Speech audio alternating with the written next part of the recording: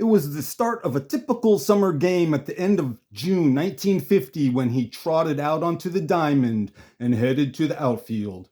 Since 1869, there were 999 other players who did the same thing for the Cincinnati Reds.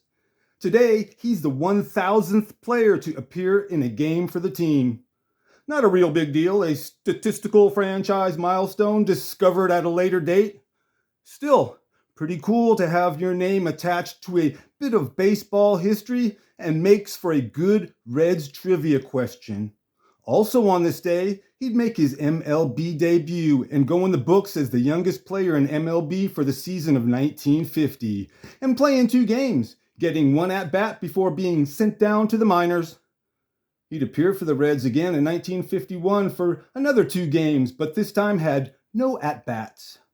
2 full seasons would pass before the Cincinnati Reds called him back up to the majors, and it's at this time that James Cyril Bolger would get his first hit in the big show. He goes by Jim. Nickname? Well, some called him Dutch. That was also his dad's nickname, who himself once played semi-pro ball. Jim Bolger's MLB debut, June 24th, 1950. I don't give the exact date of a player's MLB debut unless he did something special. Like many, Jim signed his first pro contract as an 18-year-old outfielder right out of high school on June 20th, 1950. And like quite a few, was lucky enough to be signed by his hometown team. In Jim's case, the Cincinnati Reds. What was special about Jim Bolger's MLB debut was how he got there. His path to the majors wasn't a path, it was just a step, because right after taking off his high school baseball uniform, days later would suit up in a big league clubhouse with the Cincinnati Reds and make his MLB debut just 4 days after signing his first pro contract.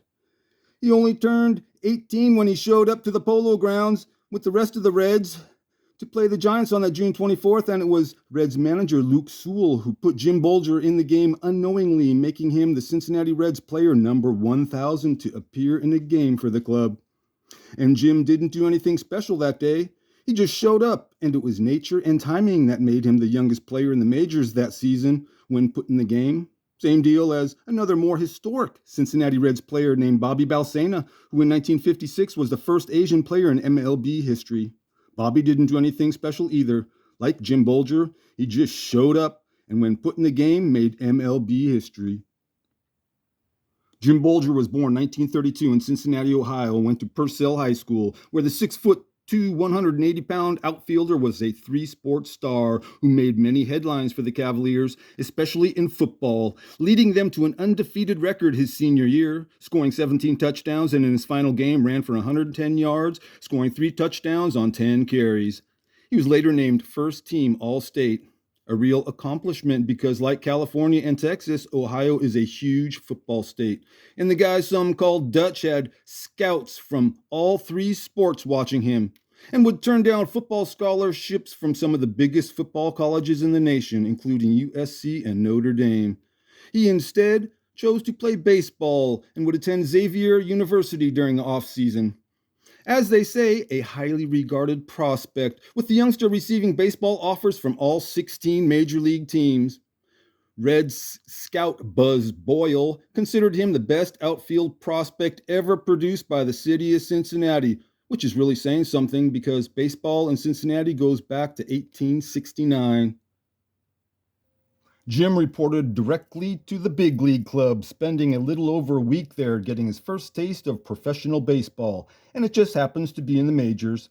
Not the minors or semi-pro, but straight to the majors right out of high school, getting into a couple of games for the Reds before being sent down to their Class A Charleston Senators. He started 1951 with Charleston, but was slowed down by a broken ankle. I don't know how he broke it, but I'm pretty sure it wasn't from the ball and chain his newlywed wife Joan had put on Jim when the two got hitched. He didn't seem to mind because they had 4 kids and he stayed married to that old ball and chain till Joan passed in 2010, with Jim passing in 2020. He was 88.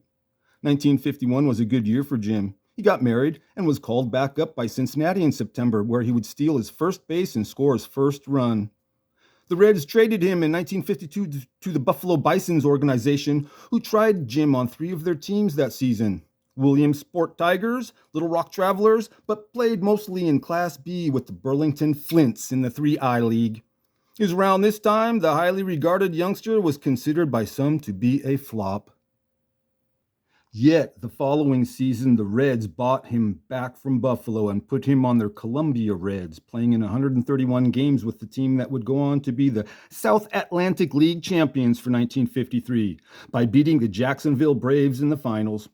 Jacksonville finished in first place that season with the help of their star, a 19-year-old Henry Aaron, who broke the Sally League's color barrier to start the season and ended it by being named League MVP.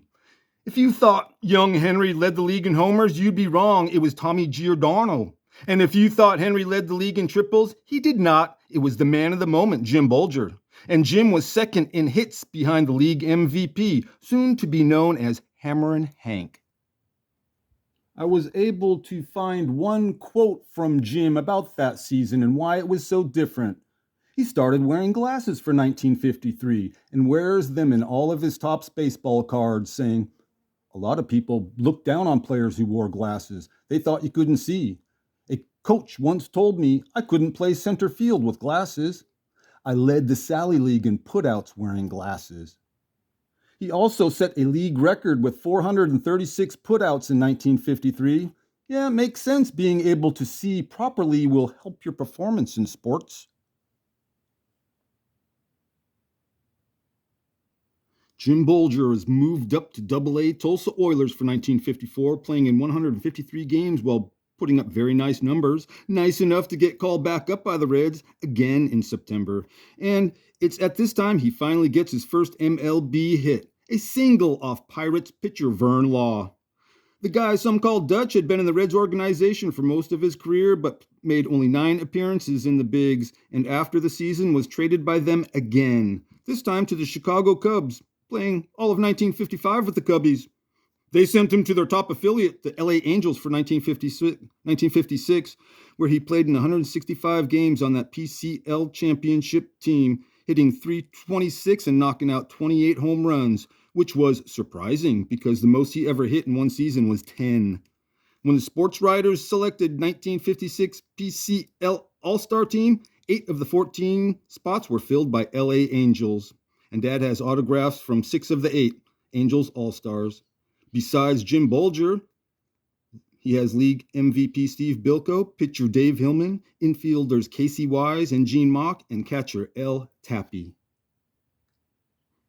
After the 56 season, manager Bob Sheffing was promoted to manage the Cubs for 1957, and Bob brought outfielder Jim Bolger with him to Chicago, where Jim had his best season as a major leaguer, playing in 112 games and got his first big league home run, and he was the league's top pinch hitter with a .354 average, chalking up his newfound success to a looser grip and a lighter bat, tips he picked up while with the 56 Angels. But Jim couldn't sustain his hitting success, and with just 1 home run for the Cubs in 1958, he was packaged up with pitcher Johnny Briggs and traded after the season to the Cleveland Indians, where Jim hardly played, and in June the Indians sent him to Philadelphia Phillies for Pudd'nhead Jones and some cash, where he was used mostly as a pinch hitter.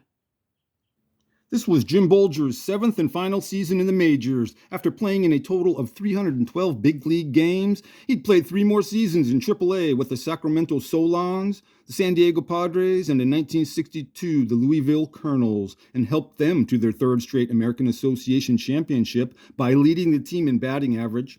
A nice way to end your career, going out on top of your game, age 30, and a league champ for the 2nd time. Only thing about those championships, they were minor league championships. After his time in pro ball, Jim Bolger headed back home to Cincinnati, where he became an office manager for Minute Men's Staffing Services, a temporary employment agency. Was it irony, a coincidence, or was the guy some called Dutch just well suited for his new chosen career?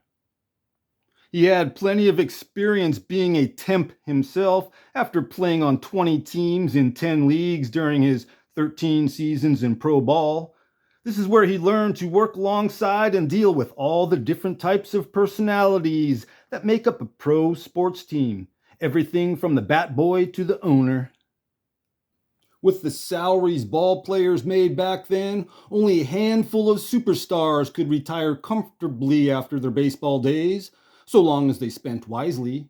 Everybody else, they had to get a job. Some former players like Jim would use their college degree to embark on a career in their field of choice, while others would stop by the local Minutemen staffing services and, in their present situation for the time being, will take any job just to make ends meet. There's a real satisfying feeling when one gets a job. Same for Jim Bolger and other employment agents when they find a job for someone who's been looking and needs the work, thereby making a real difference in someone's life who has a family to take care of. And maybe that family has a future pro baseball player in it. And I have no doubt in a city the size of Cincinnati that some of those Jim helped find employment were former ball players whose career had just ended and are in need of a paycheck.